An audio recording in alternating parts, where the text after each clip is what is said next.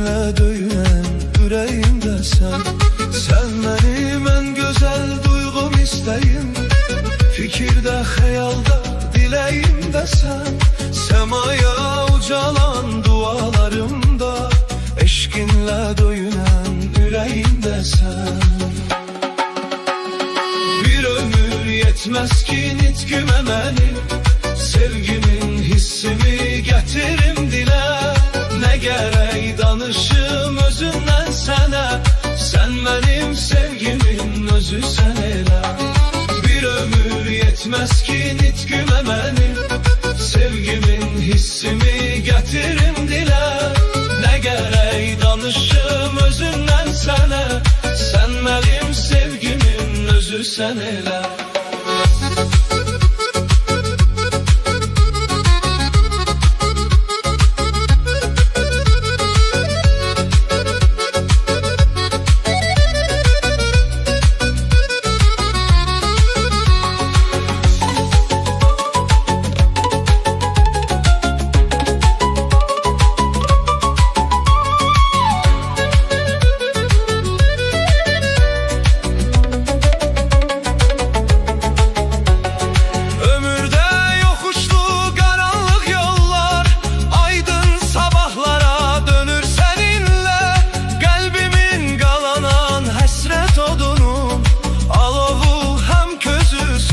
Seninle ömürde yokuşlu karanlık yollar, aydın sabahlara dönür seninle.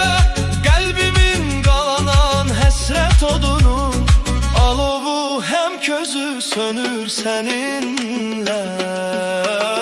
Bir ömür yetmez ki nitkime benim, sevgimin hissimi getirim dile.